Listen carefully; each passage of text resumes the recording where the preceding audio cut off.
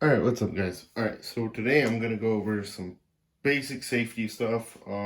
Big reason I'm doing this video is because I'm going to have a lot of new people come in and buy firearms and not know anything complete or nothing about their firearm, nothing about what they're getting. They're just in a panic trying to buy something. Um, it's it concerns me when people buy guns and have no idea how to use them, no idea how to functions. Two of the big reasons why it bothers me is just one, you're not going to be able to use these for self-defense if you don't know how to load them, how to use them, how to clear them. Two, you're going to have some issues of possibly hurting somebody or killing somebody or yourself because you don't understand the safety procedures of these. You don't understand how to clear them and how to actually properly hold them. So going over both platforms, I just grabbed one of the ARs and my pistol, because typically what I've been seeing is either handguns or rifles. Typically, all ARs. Is absolutely the number one rifle across the nation right now. So going over these two guys. So the first thing I'm going to tell you is I see at the shop all the time, daily, with people that are new and people that have been around firearms, is the muzzle control. So the biggest thing about these guys is, one, never ever point this at anything you never intend to destroy. When I say that is, I get people all the time, like I said, all ages, all different types of knowledge of firearms, all pointing guns at me or other customers or themselves. I don't care if I unloaded it or I checked it was unloaded. I don't care if you checked it was unloaded. You treat every firearm like it is loaded. Pointing it at somebody is just a really big lack of muzzle control, and I highly doubt, even in a loaded firearm, you're going to show any better muzzle control that you show even on an unloaded firearm.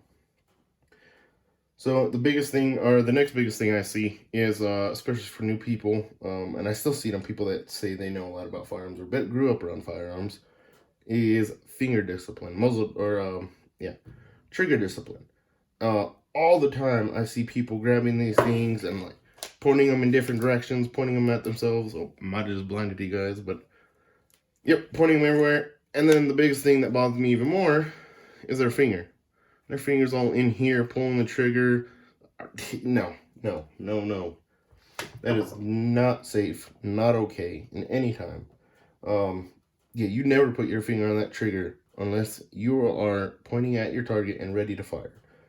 The only slight exception, I say slightly because it's not really an exception, is a lot of times taking down things like locksmiths, SIGs, Tauruses, a lot of the semis actually, you need to pull the trigger. So again, when you go to pull the trigger, you're ensuring the weapon is unloaded and you're pointing in a safe direction in case of a negligent discharge. You see it all over the news, all these people that were gun owners that accidentally shot their neighbor, their kids, themselves, all because the lack of discipline with firearms. These are not toys. These have a very big responsibility, and to use them and have them, you need to understand that.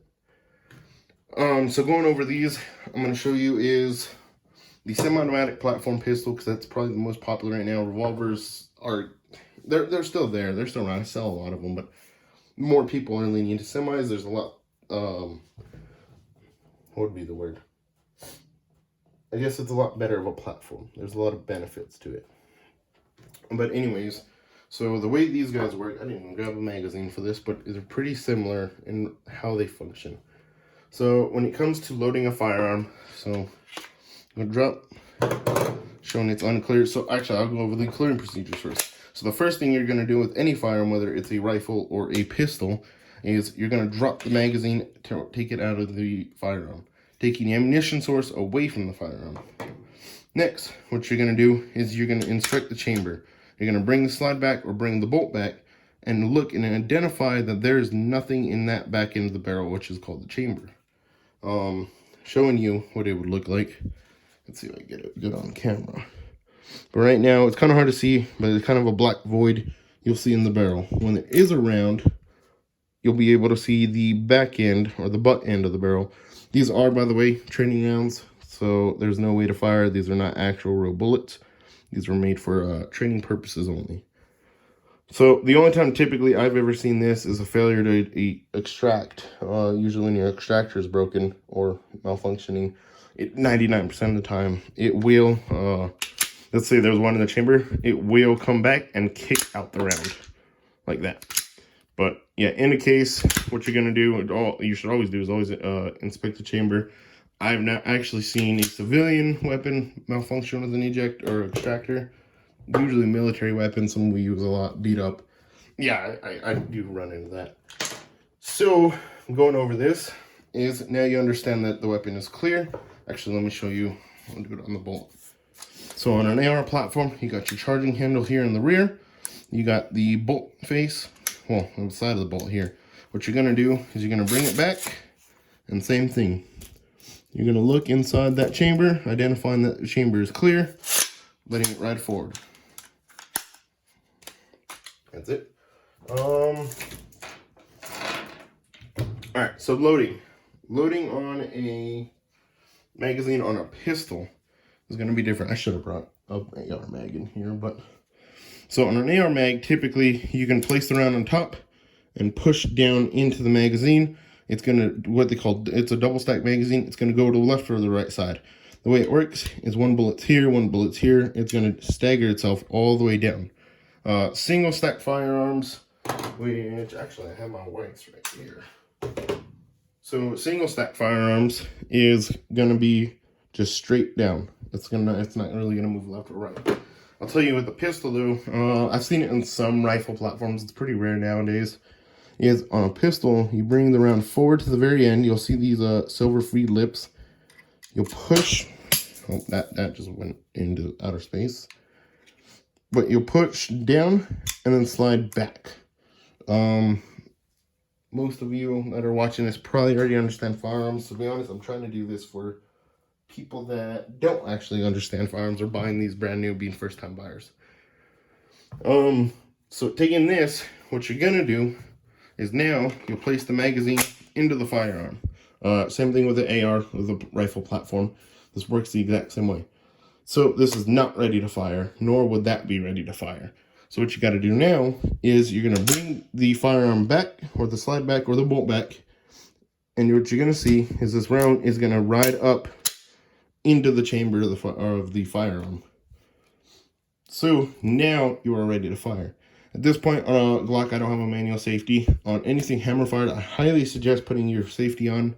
A big thing too is I do not suggest carrying on an empty chamber. That is a big myth that a lot of people do, is they think that they'll have time to rack it, or they're going to have time to be able to get to their firearm and load it. Big issue I have with that is a lot of times in an instant of time of need is you're usually pushing away, you're trying to break that space to be able to draw, you're fighting off somebody. The fact is you might not be able to rack. So highly suggest carrying loaded, one in the chamber. Because at this point on like a Glock, someone doesn't have a external safety, they have internal safeties. You're ready to go. You just point and pull that trigger. Same thing with the rifle. With a rifle, same thing. As soon as you load it, you'll see usually this, or sometimes they're ambidextrous, but you got your safety mechanism here. Just place the weapon on safe. All you have to do is hit fire and be able to pull the trigger. Kind of going over some more safety things, because honestly, safety is number one with firearms. That is a huge thing, and a lot of these new people don't understand that. These things, they kill people. I mean, they are not toys, they are dangerous. So one, finger discipline. Two, know what your target is and know what's beyond your target. Understand where you're aiming, what you're going to be shooting at, and what is beyond your target. Where is that bullet actually going to travel? Because after it hits that piece of paper, or after you miss and go over the top of the target, that bullet flies. Roughly like on a 9mm at a 45-degree angle, that's going to be going about 1,800 feet, or 1,800 yards. So, I mean, that's a good distance. Shooting these in like a backyard in a suburban area is definitely not something to do. Most of the time it is illegal as well. Just understanding the platform is a huge thing. Understanding your safety on how to use these things. This is like the basics of what I just showed you on unloading, loading, and usage of the firearm, safety procedures. But yeah, you definitely get some range time. Definitely go out and practice, because these, especially pistols, are not easy to get accurate with. It's going to come down to you training yourself and you actually practicing with your firearm. But yeah, that's the basics of firearm safety, basics of firearm. Like I said, I did this video mainly for the new people that keep buying firearms and not understanding what they are in this time and age right now, because, well, everybody that's watching this has heard of coronavirus. But yeah, just biggest thing is safety. I can't really think of anything right now that I need to go over or should for the newest people to the firearm industry. Definitely welcome them. I'm glad to see a lot of more people carrying guns. I'm glad to see them understand and get into guns. Unfortunately, it has to be like this. But let me know in the comments if I missed anything, or if there's anything that you don't understand that you want help with. I'll be able to try to help you. I'm working long hours with all this craziness right now at the gun shop. But yeah, make sure to subscribe. Like I said, leave a comment if you have any questions or just want to show your support.